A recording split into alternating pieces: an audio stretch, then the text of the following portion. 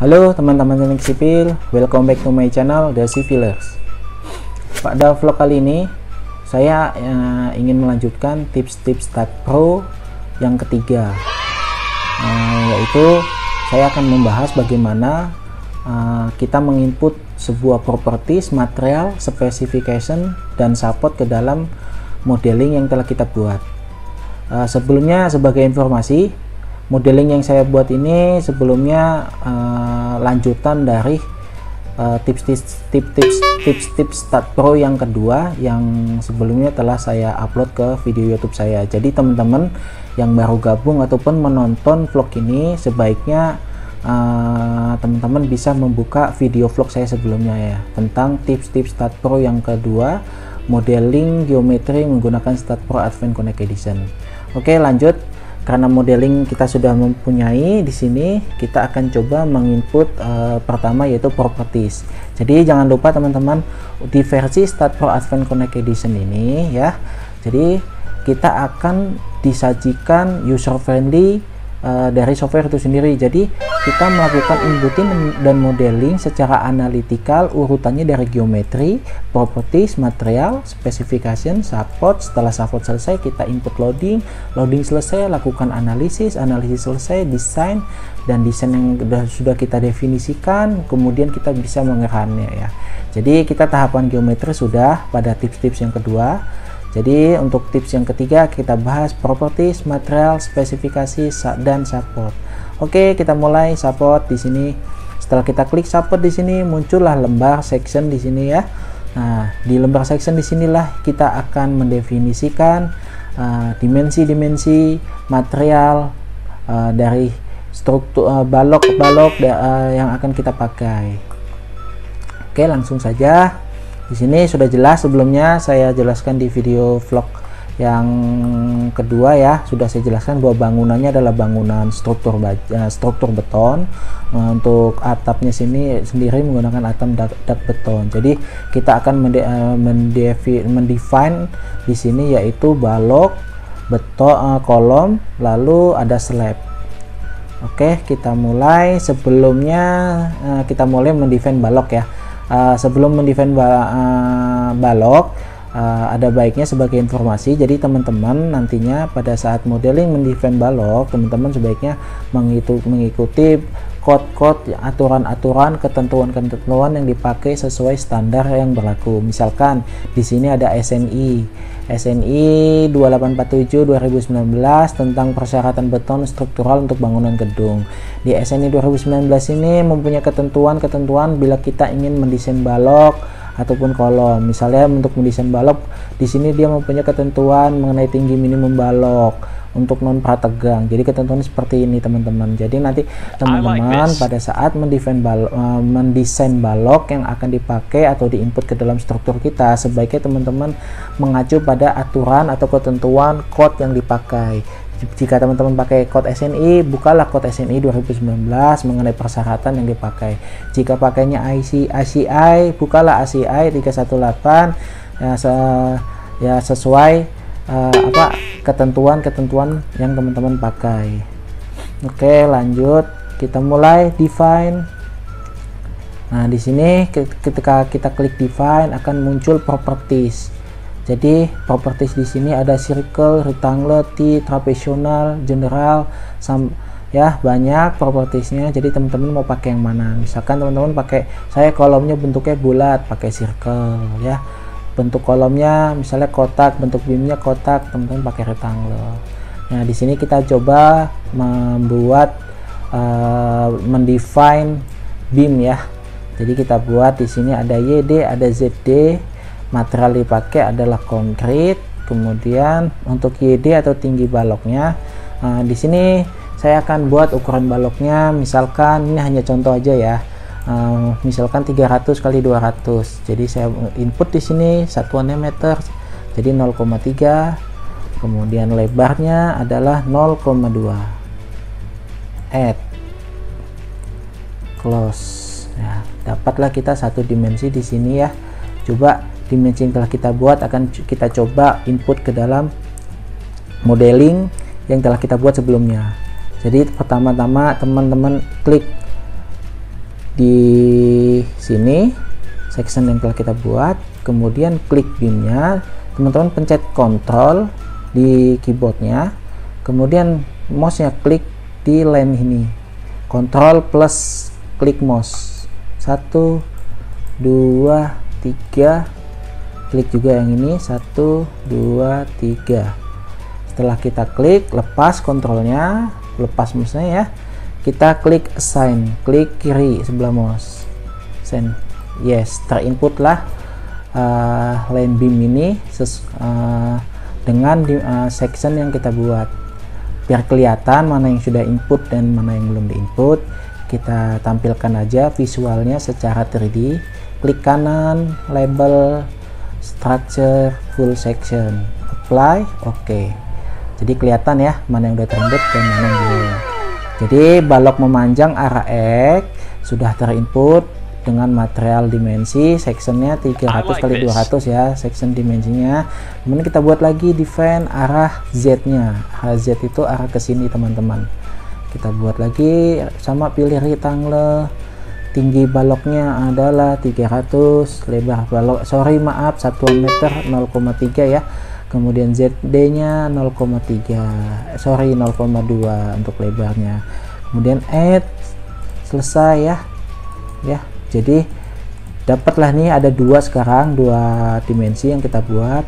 Yang pertama ini ref 1 ya, 300 kali 200 sudah terinput. Kalau sudah terinput kelihatan, teman-teman klik dia berwarna merah. Yang belum terinput ini 300 kali 200. Kita input ke arah beam yang arah Z ya. Biasa kita pilih sini, kemudian pencet Ctrl di keyboardnya, mouse kemudian digerakkan, pencet klik kiri ke arah line ini, pencet mouse kiri, 1 2, kontrolnya jangan dilepas ya, 3 4, kemudian ini juga 5 6, ini adalah balok induk ya, 7 8. Dan jika sudah terpilih, kemudian lepas kontrolnya yang di keyboard, kemudian mouse-nya klik assign. Nah, terinput lah balok induk kita ya. Kemudian kita juga inputkan juga yang arah memanjang ke X ini, di input juga yang bagian bawah ini, baloknya belum terinput, kita input juga. Pilih beam nomor 1, klik Ctrl seperti biasa ke arah memanjangnya, Ctrl klik, kemudian kontrolnya lepas, mouse-nya sebelah kiri pencet di tombol assign. Yes, terinput. Kemudian arah Z-nya sama, kita input sini, pencet Ctrl di sini ya. Kemudian sign, yes. Ya, sudah terinput di sini. Tuh misalkan oke. Lanjut kita define untuk beam-beam yang lainnya. Kemudian untuk balok anak, di sini kita coba tambahkan balok anak. Di sini ada balok anak ya. Di sini misalkan balok anaknya kita pakai ukurannya berapa ya untuk balok anaknya, misalkan 25 kali ya, 0,25. tingginya, Z nya kita buat misalkan 0,15. ini add close, muncullah di ref ketiga ini, referensi nomor ketiga ini balok yang udah kita buat. Di sini kita buat balok kita inputkan ke geometri untuk balok anak serta balok cantilever yang kecil-kecil ini ya, yang lebarnya yang panjangnya 1 meter. Kita coba, kita input di sini 1 2 3 maaf 3 dulu ini ya, kita input assign. Oke, caranya masih sama ya inputnya ya. Kemudian kita buka view-nya biar enak dipandang, tampak atas ya. Di tampak atas ini kita ubah view-nya, kemudian kita input ke balok cantilever ini 1 meter, sama. Klik di sini, kontrol, klik semuanya di sini. Nah. Jadi teman-teman nanti bisa mencobanya di rumah. Sign, selesai, sudah terinput, pilih isometric view. Nah, sekarang balok sudah terinput semua, saatnya kita coba mendefine untuk kolom. Define, rectangle, kolom kita pakai 25 kali 25, berarti 0,25, sorry maaf, 0,25 kali 0,25, add, close. Yo, sekarang kita pilih untuk kolomnya, kita buka front view ya, tampilan front view, pilih ini ya teman-teman ya, view, kemudian pilih front view, teman-teman select ini, klik mouse-nya, klik kiri ya, jangan dilepas, select, terpilih lah semua, pencet lagi kontrol, mouse-nya dari sini kursornya, kemudian klik kiri, select, pilih lagi semua, maaf lagi ya, terpilih semua, kemudian kontrolnya lepas, mouse-nya lepas, jangan mencet apa-apa di mouse-nya, kemudian pilih front view, lihat terselect semua ya. Setelah terselect semua, teman-teman assign yes, dan sekarang kolomnya sudah terinput. Kemudian kita tambahkan di sini dinding parapet. Jadi kita modelkan aja dinding parapetnya, cuman ini sifatnya dinding parapet kecil ini sifatnya dummy, jadi dia hanya memberi beban berat sendiri ke struktur. Jadi nanti tidak kita definisikan parameter pada saat desain di sini, nanti tidak kita definisikan untuk ukuran rebarnya. Jadi sifatnya hanya dummy saja. Kita modelkan ya, define rectangle, tingginya adalah 0,8, kemudian tebalnya adalah ZD-nya adalah 0,1, add, close. Kita klik di sini semuanya, kita pilih front view, sorry top view, kita pilih top view, kemudian pilih length untuk mendesain parapet. Di sini udah kita pilih, klik assign, selesai. Kita pilih isometric view, terdesainlah dinding parapet kita. Di sini bisa dilihat ya, sudah semua, tidak ada lane yang kosong, sudah terinput semua dimensinya. Misalkan di tengah jalan teman-teman ada ide, oh saya pengen menambahkan balok di sini atau beam di sini, bagaimana? Nah, teman-teman bisa copy salah satu beam ini, kita kopikan ke arah sini. Misalkan caranya gini, dicari dulu dimensinya berapa, kita pilih utilities, not tools, not to not. Di sini misalkan dimensinya per 3 meter ya, kita buat dimensinya dulu di sini. Sudah buat dimensinya, kemudian pilih properties biar enak, biar kelihatan tampilannya, kita ubah lagi label structure full section, apply, oke. Jadi kita akan mengopi beam ini, teman-teman klik beamnya, pencet kontrol, pencet huruf C, kontrol plus C, kemudian kontrol plus V, kita copy ke arah X.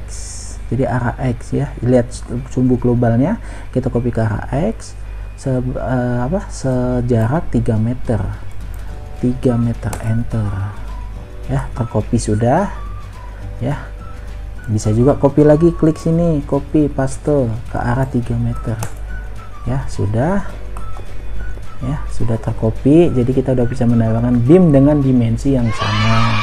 Bisa diklik di sini mana aja beam yang sudah diinput. Lihat beam untuk beam pertama arah memanjang, beam kedua arah melebarnya, kemudian beam ketiga balok anak dan cantilever ya, kemudian beam keempat ini kolom, kemudian beam kelima nih dummy sebagai dinding ya. Jadi teman-teman kok supaya bisa diputer-puter ini, teman-teman pencet tombol tombol arah yang biasa buat main game ya, tombol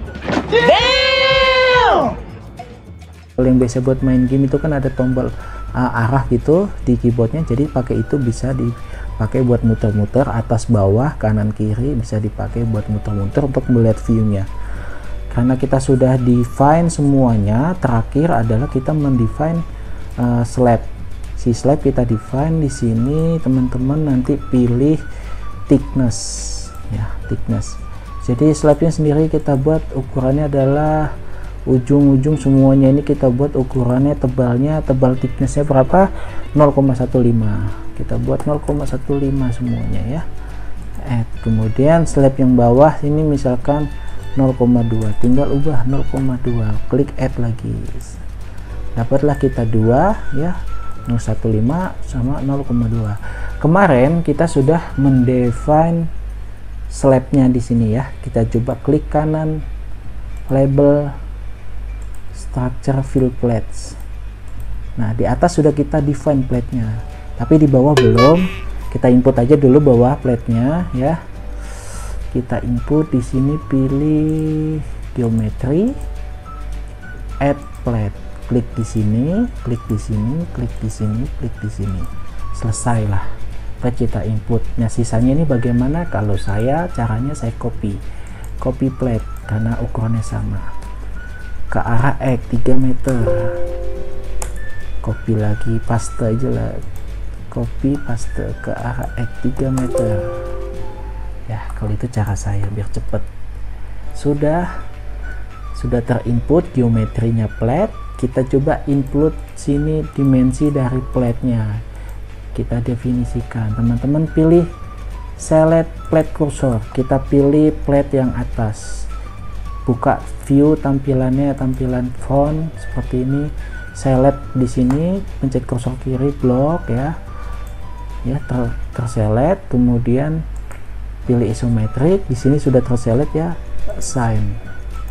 Nah, otomatis ini udah terinput yang di atas, kemudian yang di bawah sama kita blok yang di bawah ya. Kemudian maaf, saya ulangi, pilih ini dulu ya, kemudian select, kemudian assign. Terinput semuanya sudah. Kita lihat di sini di renderingnya seperti apa.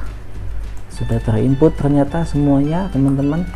Slabnya berwarna pink ini artinya sudah terinput ya. Seperti ini semua material kita di sini sudah terinput. Kita cek satu persatu lagi. Dari nomor 1 kita klik, oh sudah terinput arah memanjang atau arah X. Nomor 2 arah melebarnya sudah terinput, balok anak dan cantilever sudah terinput, kolomnya sudah terinput, ini dinding daminya juga sudah terinput, kemudian thicknessnya juga sudah terinput untuk slab atas, thickness slab bawahnya juga sudah terinput. Jadi di sini di propertiesnya sudah lengkap, sudah terinput semuanya.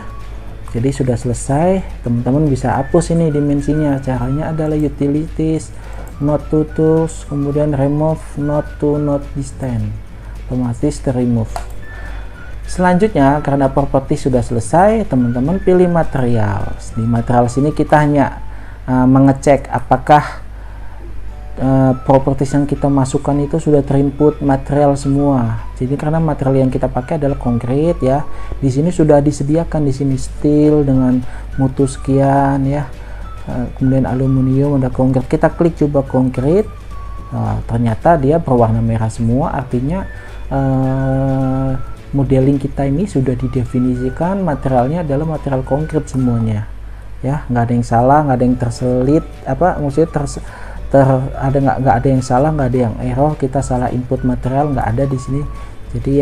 Jadi semua udah terinput konkret karena berwarna merah semua, kemudian kita klik aluminium kosong, steel kosong, artinya tidak ada yang salah dengan desain kita. Jadi sudah benar karena kita udah input materialnya konkret di awal pada saat mendefine properties. Kemudian pilih spesifikasi. Di sini spesifikasi ada edit, delete, node, beam, plate. Nah, misalkan di sini adakah beam yang akan kita rilis? Ya, kalau memang ada, teman-teman bisa pilih beam, kemudian rilis, start dan end. Kemudian yang mau dirilis apa yang mau dilepas, misalnya MYMZ atau MX MYMZ atau FX FYFZ. Jadi sesuaikan rilisnya sesuai desain teman. Cuman karena ini beton, jadi tidak ada yang saya rilis, semua satu kesatuan di sini. Kemudian kalau misalnya teman mau offset juga, beamnya mau saya offset ke bawah nih supaya ukurannya sama dengan sejajar dengan slabnya juga bisa, pilih offset. Namun di sini saya tidak akan lakukan untuk offset dan rilisnya. Mungkin untuk rilis offset, kemudian truss, kemudian fireproofing dan lainnya ini akan saya bahas di vlog selanjutnya ketika kita memodelkan menggunakan material baja atau ketika kita memodelkan struktur baja. Ini akan saya bahas semua di vlog selanjutnya, karena di vlog kali ini saya membahasnya dalam modeling sebuah struktur beton. Jadi ini tidak akan saya bahas di vlog kali ini. Jadi member spesifikasi khusus yang ini akan saya bahas ketika saya mendesain struktur baja. Akan saya bahas di vlog selanjutnya. Tunggu dan sabar, jangan lupa subscribe channel saya, bunyikan loncengnya agar ada pemberitahuan dari channel saya mengenai video-video terbaru. Oke, lanjut. Setelah spesifikasi, karena kosong, nggak ada yang karena ini adalah struktur-struktur beton, nggak ada spesifikasi tambahan yang akan saya desain di sini. Jadi lanjut teman-teman, input support. Jadi support kita, jadi perletakannya di sini mau kita definisikan sebagai apa? Sebagai jepit, sebagai pin, ya, atau sebagai fix bar, atau dibuat spring atau bagaimana. Nah, cuman di sini karena udah jelas adalah struktur beton, di sini akan saya definisikan sebagai jepit. Jadi caranya bagaimana teman-teman? Klik support, muncullah tabel support, kemudian klik create. Klik create ini teman-teman bisa pilih fix, pin, fix bar, ya kan? Kemudian kalau teman-teman mau bikin apa namanya ya, spring pada slab atau fondasi mat atau slab, teman-teman pilih ini foundation. Jadi sini kita buat spring. Ini juga akan saya sajikan nanti di vlog selanjutnya. Saya akan memberikan contoh bagaimana membuat support spring pada slab, pada pit, pada pon, pada fondasi. Jadi akan saya jelaskan pada vlog selanjutnya. Jadi untuk yang kali ini karena bangunan kita adalah bangunan beton, struktur beton ya, saya akan membuat support fix di sini. Kita add. Nah, setelah kita add muncullah support kita di sini. Teman-teman bisa klik di sini. Kemudian teman-teman pilih mau assign by list, by cursor atau by view. Misalkan assign by cursor, klik assign ya. Cursor kita udah menjadi simbol jepit di sini. Kita tinggal klik di node sini 1 2 3 4 5 6 7 8. Selesailah input support pada struktur kita. Ya, itulah vlog kali ini. Pada tips-tips kali ini sudah dijelaskan semua mengenai input properties, material, spesifikasi, dan support. Kita kembalikan view-nya secara isometrik dan tampilannya secara full section biar enak dilihat. Oke, jadi selesai untuk tips-tips ketiga ini. Jangan lupa tunggu vlog saya untuk tips-tips keempat, yaitu bagaimana kita mendefinisikan loading ya. Di sini menginput load case loading. Di sini kita input ya, loading pembebanan kan banyak, ada dead load, left load, kemudian ada beban angin, beban gempa. Nanti ini saya bahas sampai beban blast load ya, atau beban ledakan. Kemudian bagaimana kita mendefine beban kombinasi di sini. Nah, di next vlog selanjutnya, tips-tips start pro yang keempat, di vlog selanjutnya saya akan memberikan tips-tips bagaimana kita mendefinisikan beban beserta load kombinasinya secara cepat. Jadi teman-teman nggak perlu mendesain satu-satu persatu gini ya, karena banyak sekali beban-beban. Jadi saya akan memberikan tips sekali input sudah secara otomatis di sini akan muncul load com sekaligus bebannya secara otomatis, input langsung banyak di tabel load and definisinya di sini. Nanti di next vlognya akan saya jabarkan ya di tips-tips start pro yang keempat. Oke, cukup sekian teman-teman teknik sipil. Semoga tips-tips kali ini teman-teman dapat mengerti serta mendapatkan informasi tambahan, wawasan baru dari vlog saya. Dan buat teman-teman yang belum mempunyai software Start Pro Advanced Connect Edition, bisa komen di vlog saya. Nanti akan saya balas komennya menggunakan link untuk di download. Oke, itu aja yang bisa saya sampaikan pada vlog kali ini. Mohon maaf jika ada sedikit kata-kata yang terpleset ataupun kata-kata yang mungkin kurang berkenan, karena dari saya sendiri masih banyak belajar juga. Semoga teman-teman semua sehat selalu. Sampai jumpa di vlog selanjutnya. Salam The Civilers.